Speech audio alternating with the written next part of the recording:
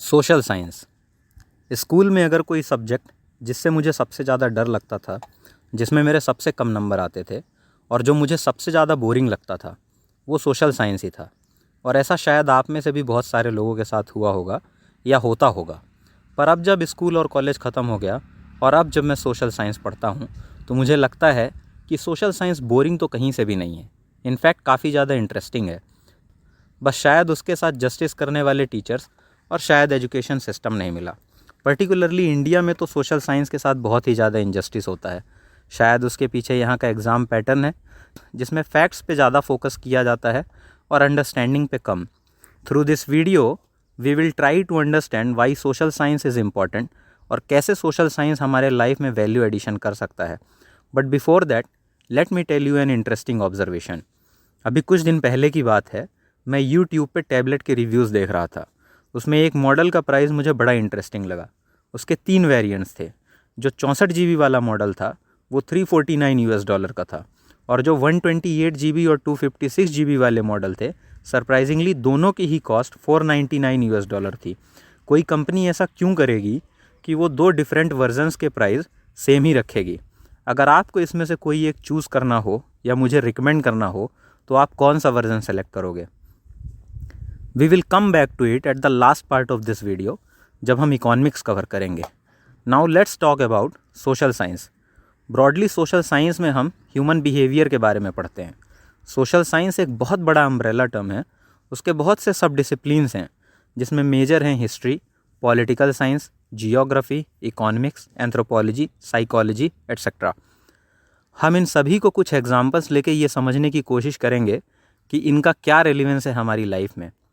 सबसे पहले हम सोसाइटी प्लस साइकोलॉजी का डिस्कशन करते हैं फेसबुक के एग्जाम्पल से। Back in 2010 to 16 almost there were many websites on the internet. पर फेसबुक में ऐसा क्या था कि वो इतनी सक्सेसफुल हो गई? You can pause the video and think by yourself. Please give it a try, I insist. As a human being it's very natural for us to take interest in others lifes. बड़ा मज़ा आता है लोगों की ज़िंदगी जानने में। हो सकता है कि आपको अपने कलीग्स, अपने फ्रेंड्स या अपने डिस्टेंट रिलेटिव्स की लाइफ में इंटरेस्ट ना हो, पर अगर आपको साइंस अच्छा लगता है तो डेफिनेटली आपको स्टीफन हॉकिंग, अगर स्पोर्ट्स में इंटरेस्ट है तो कोहली, रोनाल्डो, मेसी, या अगर मूवीज़ अच्छी लगती हैं तो एल पैचिनो, लियोनार्डो डिकैप्रियो या शाहरुख खान की लाइफ में नेचुरल क्यूरियोसिटी होगी। पहले हमें जो बातें 4 लोगों से पता चलती थी, suddenly that was just a click away from you. और इस बार आपको किसी से सुनने की ज़रूरत नहीं थी। लोग खुद ही आपको बताने के लिए एक्साइटेड थे कि what's going on in their lifes. हम सभी के अंदर सोशल वैलिडेशन का एक बड़ा इंपॉर्टेंट एलिमेंट है। हम चाहते हैं कि लोग हमारे एक्शंस को एक्सेप्ट करें, हमें अप्रिशिएट करें, हमारी समाज में इज्जत हो। और फेसबुक लाइक्स के थ्रू आपको ये सोशल वैलिडेशन प्रोवाइड करा रहा था। 10 साल पहले का आपका दोस्त जिससे आप सिर्फ जगह बदलने की वजह से दूर हो गए थे, अब आप उसे FB में ढूंढ सकते थे। पहले आप किसी से बात करना तो चाहते थे पर डरते थे, या तो समाज से या खुद में ही इतनी हिम्मत नहीं थी।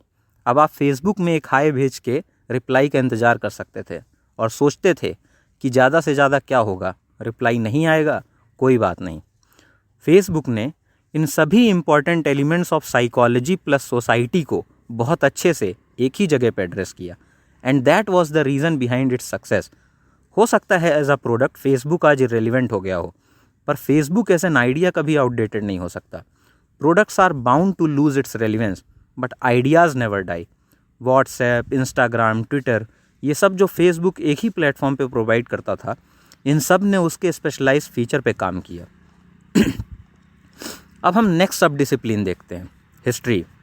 Why do you think that just a handful of British could rule India for almost 200 years? Pause the video and give it a try, again I insist. एक बार 2 बार किसी से जीत लेना कोई बड़ी बात नहीं होती। बड़ी बात है 200 साल तक अपना रूल बनाए रखना, और वो भी तब जब उन्हें हिंदी और रीजनल लैंग्वेजेस नहीं आती थीं। कैसे उन्होंने विद इन इंडिया अपने फेवर में खड़ा एक बड़ा सेक्शन तैयार कर लिया जो चाहता था कि ब्रिटिश यहाँ रहें और रूल करें। ये बड़ी इंटरेस्टिंग बात है कि हमारी हिस्ट्री को ब्रिटिश ने हमसे पहले पढ़ा और फिर हमें पढ़ाया। उन्होंने इसके लिए इंस्टीट्यूट्स बनाए जो इंडियन हिस्ट्री और कल्चर पर रिसर्च करते थे। कितनी फैसिनेटिंग है ये सारी चीज़ें, नहीं लगता आपको? ऐसे ही बाकी के सब डिसिप्लिन्स देखें तो हमें एंथ्रोपोलॉजी से समझ आता है कि कैसे पहले हम एक जगह से दूसरी जगह घूम के जीवन व्यतीत किया करते थे, फिर धीरे धीरे हमने ग्रुप्स में रहना चालू किया, क्योंकि इससे हमें सेंस ऑफ सिक्योरिटी आई। खाना अब हर इंसान को ढूंढने की ज़रूरत नहीं थी, वो किसी दूसरी जगह में अपना समय दे सकता था, जिससे धीरे धीरे स्पेशलाइजेशन डेवलप हुआ। क्योंकि पहले agriculture primary way of life था, तो लोग जॉइंट फैमिली में रहते थे, जिससे एक दूसरे के काम में हाथ बटा सकें। फिर धीरे धीरे जब इंडस्ट्रियलाइजेशन हुआ तो जॉइंट फैमिली की जगह न्यूक्लियर फैमिली ने ले ली, and with the increasing penetration of science now nuclear family अब और न्यूक्लियर होती जा रही है। ऐसे ही जब हम जियोग्राफी पढ़ते हैं तो हमें समझ आता है कि क्यों मिड ईस्ट के लोगों का पहनावा इंडियन वे से अलग है, नॉर्थ इंडिया और साउथ इंडिया के पहनावे में डिफरेंस क्यों है। हर जगह का कल्चर और उसकी वे ऑफ लाइफ डिसाइड करने में जियोग्राफी एक बहुत बड़ा रोल प्ले करती है। वहाँ की इकॉनमी जियोग्राफी डिसाइड करती है। ऐसे ही जब आप पॉलिटिक्स पढ़ते हो तो आपको पता चलता है कि कैसे और कहाँ से ये लिबर्टी, इक्वलिटी, जस्टिस की बात आई। कैसे Chinese political system Indian and American political system से डिफरेंट है, और क्या रियलिटी में चाइना की इस सरप्राइजिंग ग्रोथ के पीछे वहाँ का सूडो कम्युनिज्म है। इंडियन सिविलाइजेशन को one of the greatest civilization कहा जाता है। हमारा कल्चर बहुत रिच है। पीएम मोदी ने अभी केदारनाथ में आदि शंकराचार्य की मूर्ति का उद्घाटन किया था, लेकिन जब तक आपको द्वैतवाद, अद्वैतवाद, इन सब के बारे में नहीं पता होगा, इनकी फ़िलॉसफी नहीं पता होगी, तब तक आपको शंकराचार्य कैसे समझ आएंगे, कैसे आपको इंडियन कल्चर की प्रॉस्पेरिटी दिखेगी, और कैसे आप इंडियन होने पे प्राउड फील करोगे अगर आपको इंडियन कल्चर ही ना पता हो तो। और ये जितने भी सब डिसिप्लिन्स मैंने बताए, ये सब आपस में इंटरलिंक्ड हैं, इन्हें एक दूसरे से अलग करके नहीं देखा जा सकता। इसलिए इन सभी को एक बड़े अम्ब्रेला टर्म सोशल साइंस के अंदर रख दिया गया। And now let's get back to our tablet problem. Dan Ariely ने बिहेवियरल इकोनॉमिक्स पे एक किताब लिखी है, प्रेडिक्टेबली इरेशनल। उसमें उन्होंने फर्स्ट चैप्टर में ही बताया है कि कैसे कंपनीज ह्यूमन साइकोलॉजी का यूज़ करती हैं अपने बेनिफिट्स को मैक्सिमाइज़ करने के लिए। डैन समझाते हैं कि इंसान चीज़ों को हमेशा रिलेटिव सेंस में देखता है, और हमारे जजमेंट्स हमेशा रिलेटिव होते हैं। अंडरस्टैंड इट लाइक दिस कि पहले 2009-10 तक नोकिया का अगर टॉप एंड डिवाइस आपको मिल जाता था तो आपकी खुशी एकदम पीक पे होती थी, आपको लगता था बस मन भर गया। अब उसके बाद एंड्रॉयड आया, और अब आपने इसे चलाया तो आपको लगा अरे नहीं भाई, नोकिया तो कुछ नहीं है इसके सामने, एंड्रॉयड इज़ एंड्रॉयड। और फिर धीरे धीरे एप्पल का इंडिया में मार्केट बढ़ा। हो सकता है कि परफॉर्मेंस वाइज एंड्रॉयड अच्छा हो, but Apple makes you feel rich. अब आपने एप्पल और एंड्रॉयड को अच्छा इसलिए बोला क्योंकि आपके पास कंपैरिजन का एलिमेंट था, जिससे आपका सेंस ऑफ सेटिस्फैक्शन बढ़ गया। ये सारे जजमेंट्स हमारे रिलेटिव हैं एक दूसरे के, इंडिपेंडेंट नहीं, क्योंकि इंडिपेंडेंट एंड ओरिजिनल थिंकिंग बहुत अलग होती है। फॉर एग्जांपल आइंस्टीन का E=mc², न्यूटन का ग्रेविटेशन, या जॉन रॉल्स का व्हील ऑफ इग्नोरेंस एटसेट्रा। अब डैन समझाते हैं कि ठीक हमारी इस रिलेटिव थिंकिंग को कंपनीज कैसे यूज़ करती हैं। वो हमारी साइकोलॉजी को हमसे ज़्यादा अच्छे से समझती हैं। 128 GB वाला वेरिएंट कंपनी ने एज अ डिकॉय प्लॉट किया है कि जब आप 128 GB और 256 GB के वेरिएंट को कंपेयर करो तो आपको 256 GB का वेरिएंट एक काफ़ी अच्छी डील लगे।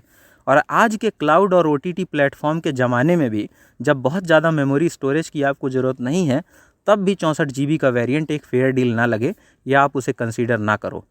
अब ये अलग बात है कि हर बायर इस ट्रैप में नहीं फंसता, और कई लोगों के साथ मनी कंस्ट्रेंट्स होते हैं, पर अगर एक सिग्निफिकेंट अमाउंट ऑफ पीपल भी इस ट्रैप में आ जाते हैं तो ये कंपनी के लिए कितनी अच्छी बात थी। हो सकता है आप भी आ गए हों, या हो सकता है कि मैंने ये क्वेश्चन डेलिबरेटली आपसे पूछा तो इस वजह से आपने इसका एक अच्छा आंसर दिया हो। Per day to day life में जब हमें डिसीजंस लेने होते हैं तो हम इन सब चीज़ों पर इतना ज़्यादा ध्यान नहीं देते हैं, और इन्हीं चीज़ों का फ़ायदा ये कंपनीज़ उठाती हैं अपने बिजनेस में। एंड इन दी एंड हो सकता है ये जितना कुछ मैंने बोला उससे आप पार्शियली या कम्प्लीटली डिसएग्री करते हो, पर यही तो इस सब्जेक्ट की खूबसूरती है कि एक चीज़ के मल्टीपल ओपिनियन हो सकते हैं। इसका कोई एक परफेक्ट जवाब नहीं हो सकता, और सारे ही जवाब आपको लॉजिकली बहुत अच्छे समझ में आते हैं। आपको वो लगता है कि लॉजिकली ये जवाब भी सही है, और जिस किसी दिन ऐसा हो गया कि सारे सवालों का एक ही जवाब हो जाएगा, that will be the death of this discipline, और सोशल साइंस साइंस में कन्वर्ट हो जाएगा। तो आपको जब भी समय मिले कोशिश कीजिए कि आप सोशल साइंस पढ़ें और उसे समझने की कोशिश करें। आपके आजू बाजू की सोसाइटी आपके लिए ज़्यादा सेंस करेगी, आपको चीज़ें ज़्यादा अच्छे से समझ में आएंगी। और आपके आजू बाजू अगर कोई बच्चा हो जो सोशल साइंस पढ़ रहा हो तो उसे एनकरेज कीजिए कि उसे सोशल साइंस क्यों पढ़ना चाहिए और उसे सोशल साइंस कैसे समझना चाहिए। This video is sponsored by no one.